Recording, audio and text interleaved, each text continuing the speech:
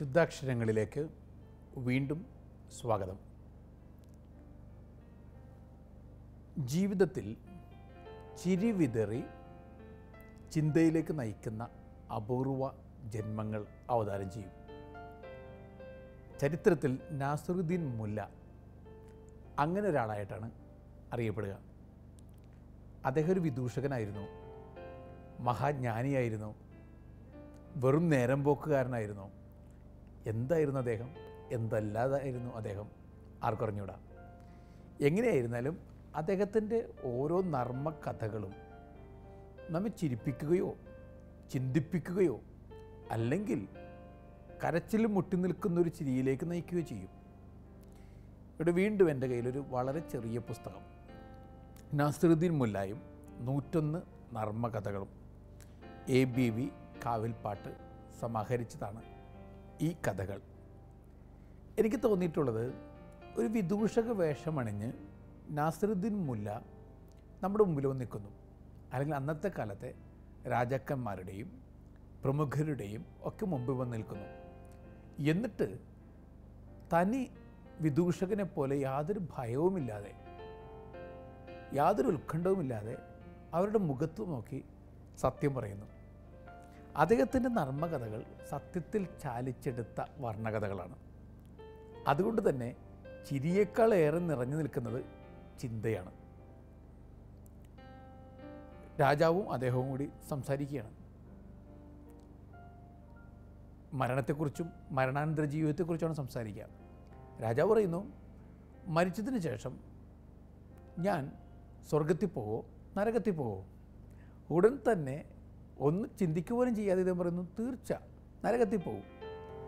അപ്പോൾ രാജാവിൻ്റെ മുമ്പിൽ അങ്ങനെയൊക്കെ ഉത്തരം പറയാമോ? രാജാവ് പറയും, നിനക്കെങ്ങനെ അറിയാം ഞാൻ നരകത്തിൽ പോകുമെന്ന്? അപ്പോൾ ഇദ്ദേഹം വളരെ കൂളായി മറുപടി പറയുന്നു, നിങ്ങൾ ജീവിതകാലത്ത് വധശിക്ഷ വിധിച്ചിട്ടുള്ള ഒരുപാട് മനുഷ്യരുണ്ട്, അവരെ കൊണ്ട് സ്വർഗം തിങ്ങി നിറഞ്ഞൊക്കെയാണ്. അപ്പോൾ ഇനി ഒരാളെ കൂടെ അവിടെ സ്വീകരിക്കാൻ സ്ഥലമില്ല, അതുകൊണ്ട് നിങ്ങൾ മരിച്ചാലും നരകത്തിലേ പോവുകയുള്ളൂ. ഇങ്ങനെ സത്യം തുറന്ന് പറയണമെങ്കിൽ ഒരു കുഞ്ഞിൻ്റെ നിഷ്കളങ്കതയും വേണം, പിന്നെ കാഴ്ചക്കപ്പുറത്തേക്ക് കാഴ്ച കാണാനുള്ള കപ്പാസിറ്റിയും വേണം. ഇത് തന്നെയാണ് നാസറുദ്ദീൻ മുല്ല എന്ന വ്യക്തിയെ വ്യത്യസ്തനാക്കുന്നത്. വീണ്ടും രാജാവും നാസറുദ്ദീൻ തമ്മിലുള്ള സംഭാഷണമാണ്. രാജാവ് ചോദിക്കുന്നു, ഒരു കയ്യിൽ ന്യായവും മറു കയ്യിൽ പണവും നിങ്ങൾക്ക് നേരെ നീട്ടുന്നു, നിങ്ങൾ ഈ ന്യായവും നീതിയും സ്വീകരിക്കുമോ അല്ലെങ്കിൽ പണം സ്വീകരിക്കുമോ? മുല്ല പറഞ്ഞു, ഞാൻ പണം സ്വീകരിക്കും. അദ്ദേഹം പറഞ്ഞു, ഓ നിങ്ങളൊരു ആർത്തിക്കാരനാണല്ലേ, ന്യായവും നീതി ഒരു വശത്ത് പണം വേറൊരു വശത്ത്, നിങ്ങൾ പണമേ സ്വീകരിക്കുകയുള്ളൂ. അപ്പോൾ മുല്ല ചെറു ചിരിയോടുകൂടി വലിയൊരു തത്വം അവതരിപ്പിക്കുന്നു. അദ്ദേഹം പറഞ്ഞു, നമുക്കില്ലാത്തതിനോടാണ് നമുക്ക് ആഗ്രഹം ഉണ്ടാവുക.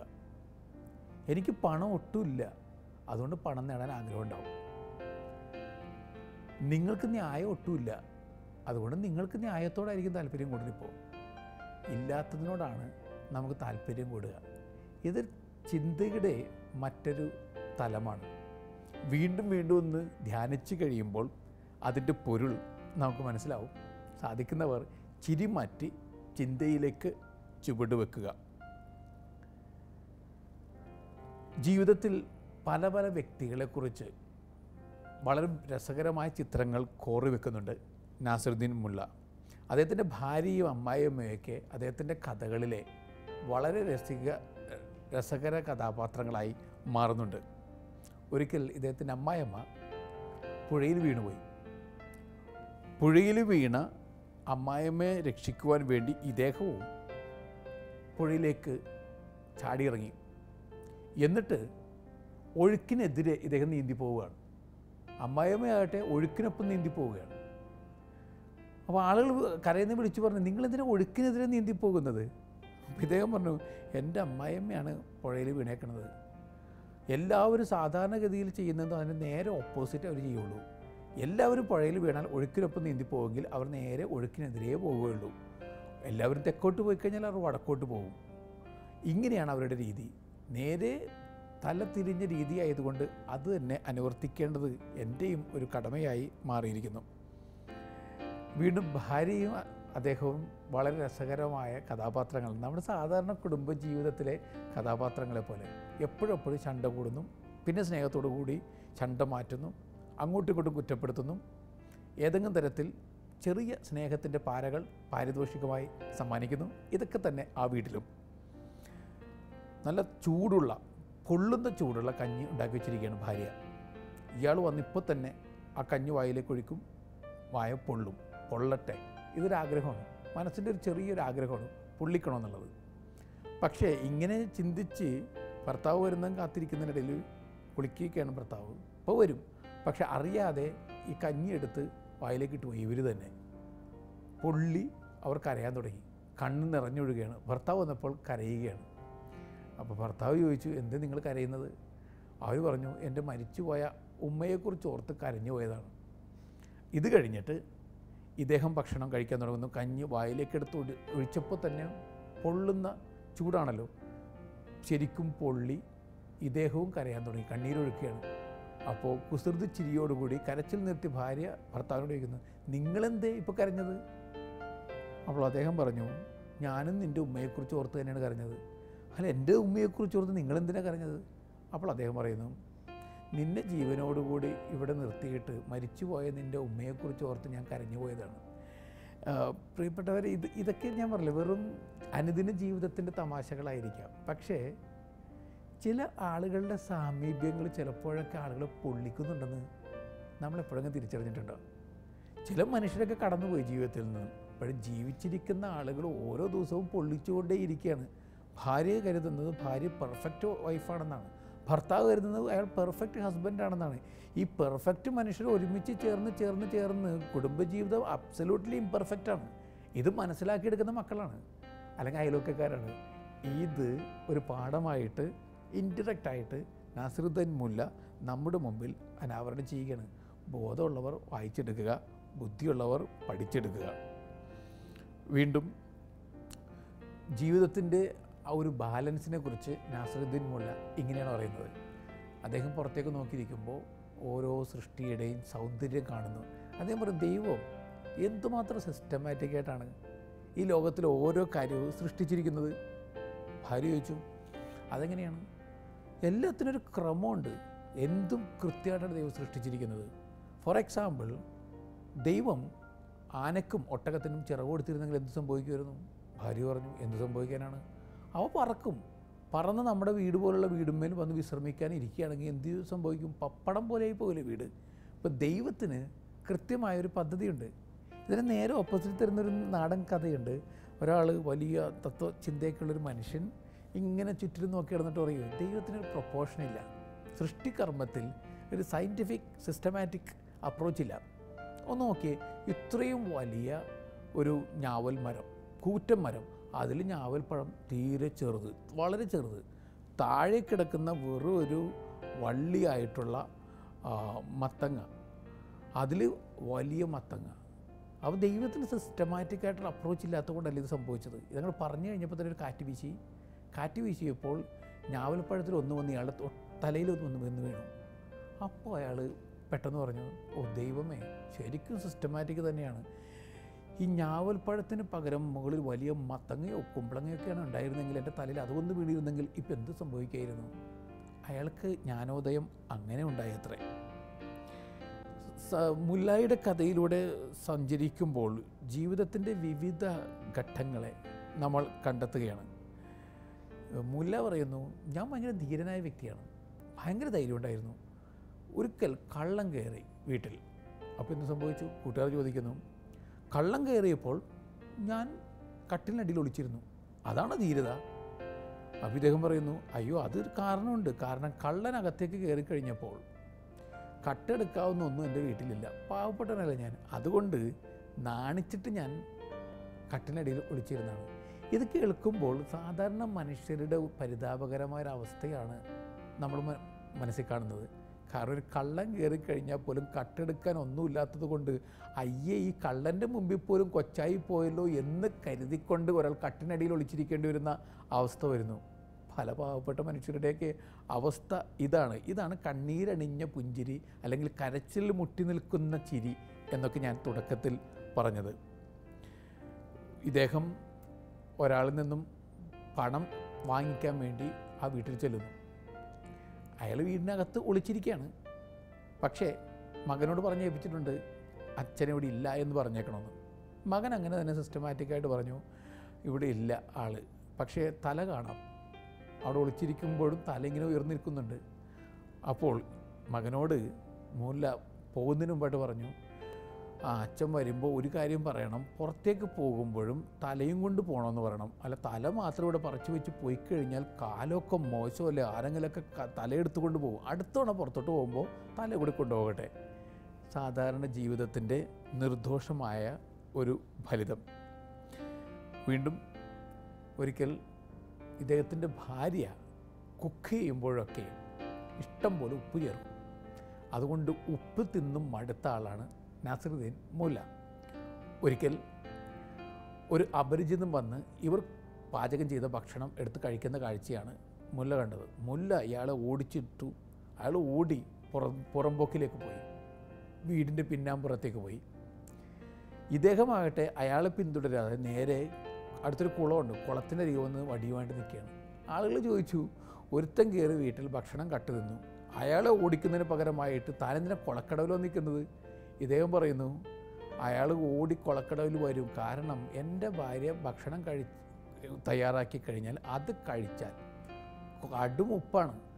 ഏത് വ്യക്തിയും പിന്നെ നേരെ ഓടി വന്ന് പരവശനായി വെള്ളം കുടിച്ചു പോകും. അപ്പോൾ ഇയാൾ പാവം പെട്ടുപോയവനല്ലേ, അവൻ വരും വെള്ളം കുടിക്കാൻ. വെള്ളം കുടിക്കാൻ അയാൾ ഓടി വരികയും ചെയ്തു, അയാളെ തല്ലി ഓടിക്കുകയും ചെയ്തു എന്നാണ് കഥയുടെ രണ്ടാം ഭാഗം. ഇങ്ങനെ അനുദിന ജീവിതത്തെക്കുറിച്ചുള്ള നുറുങ്ങ് കഥകളാണ്. വീണ്ടും ഭാര്യമാർക്കുള്ള തട്ടല്ല, ഇദ്ദേഹം തീ കത്തിക്കാൻ ശ്രമിക്കുകയാണ്. വിറക് കൊള്ളികളിലേക്ക് തീ പിടിപ്പിക്കാൻ ശ്രമിക്കുന്നു. തീപ്പെട്ടി ഉരച്ച് കത്തിക്കാൻ ശ്രമിക്കുമ്പോഴൊന്നും കത്തുന്നില്ല.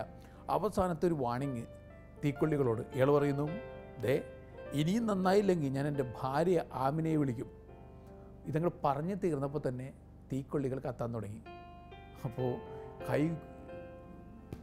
വലിയ കൈ ഉയർത്തിയിട്ട് ഇയാൾ ഒരു ചോദ്യം, നിനക്ക് പോലും ആ ഭൂതത്തെ എൻ്റെ ഭാര്യയെ പേടിയാണോ? ഇത് കേട്ടിരിക്കുന്നവരെ ഭാര്യമാർക്കെതിരെയല്ല പറയുന്നത്. ഭൂതങ്ങളായിട്ട് ഭർത്താക്കന്മാരും ഭാര്യമാരും പരസ്പരം മാറിക്കൊണ്ടിരിക്കാറുണ്ട്. എന്നാലും പേടിപ്പെടുത്തുന്ന കഥാപാത്രങ്ങൾ വീട്ടിൽ തന്നെ ഒളിച്ചിരിക്കുന്നുണ്ട് എന്ന് ഒരു ധ്വനി. സത്യമല്ലേ? നിങ്ങളുടെ വീട്ടിലൊക്കെ സ്നേഹം ചിലപ്പോൾ പേടിയിൽ നിന്ന് വരുന്നതായിരിക്കാം. പേടിയുള്ളത് കൊണ്ട് ഇയാളെ ഇനി ശല്യപ്പെടുത്തണ്ട എന്ന് കരുതിക്കൊണ്ട് പല കാര്യങ്ങൾ ചെയ്യുന്നവരായിരിക്കാം ഒരുമിച്ച് ഒരു വീട്ടിൽ കഴിഞ്ഞുകൂടുന്നത്. അതുകൊണ്ട് തന്നെ സഹജീവനം എന്നുള്ളത് സഹിച്ചുകൊണ്ടുള്ള ജീവനമായിട്ട് ചിലപ്പോഴൊക്കെ മാറിപ്പോകാറുണ്ട്.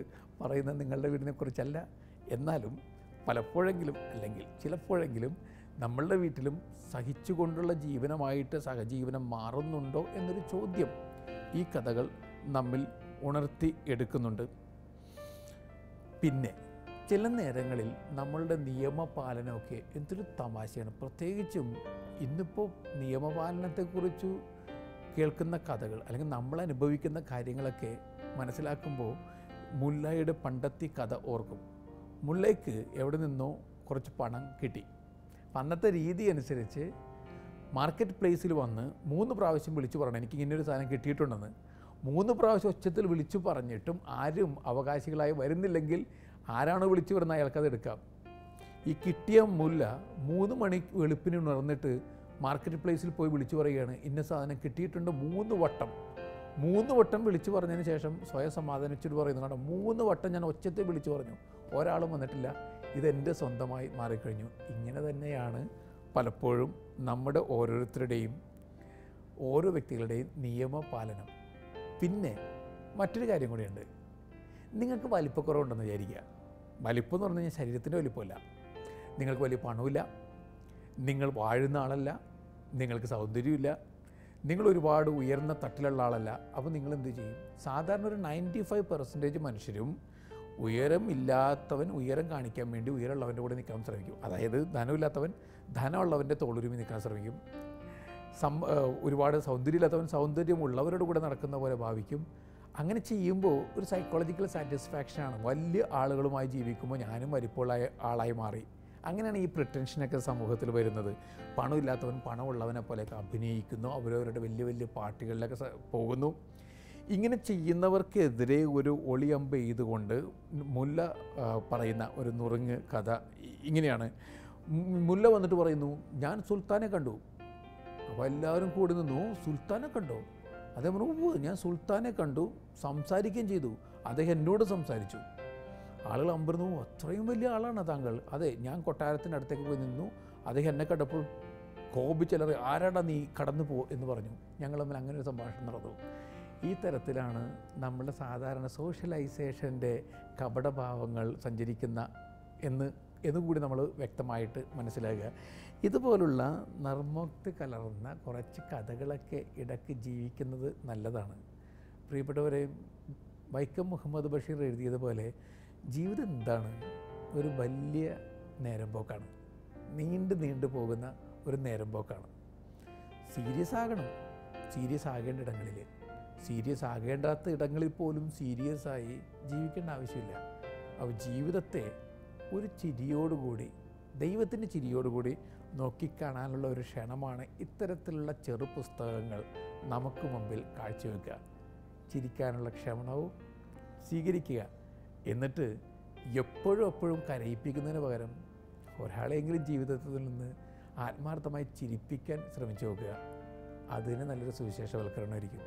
ആവർത്തിക്കുകയാണ്, എപ്പോഴും ഒരുപാട് മനുഷ്യരെ കരയിപ്പിക്കുന്നതിന് പകരം ഒരാളെങ്കിലും ഒന്ന് ചിരിപ്പിക്കാൻ ശ്രമിച്ചു നോക്കുക. അതൊരു നല്ല സുവിശേഷവൽക്കരണമായിരിക്കും. ചിരിയുടെ സുവിശേഷം നിങ്ങൾക്ക് ലഭിക്കട്ടെ എന്ന ആശംസകളോടുകൂടി വീണ്ടും ഒരിക്കൽ കൂടി നല്ല യാത്ര നേരുന്നു. Thank you.